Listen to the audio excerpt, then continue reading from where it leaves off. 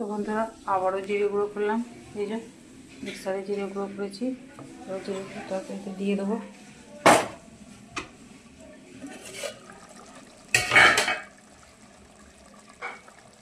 তো বন্ধুরা জিরে গুঁড়োটা দিয়ে দিলাম।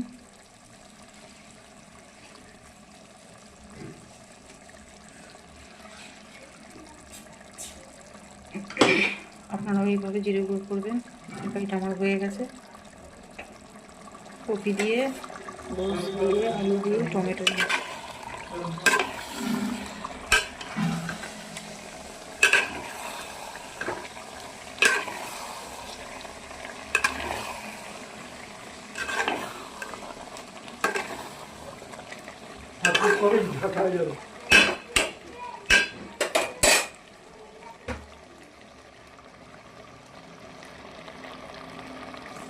হয়ে গেছে বন্ধুরা তরকারিটা। আর এই যে আমি জিরে গুঁড়ো করে নিয়েছি, আপনারাও এইভাবে জিরে গুঁড়ো করে নেবেন। তো বন্ধুরা ভিডিওটা ভালো লাগলে লাইক করুন, শেয়ার করবেন, ফলো দিয়ে পাশে থাকবেন। দেখা হবে পরবর্তী ভিডিওতে বন্ধুরা। সেটা হবে দেখেন।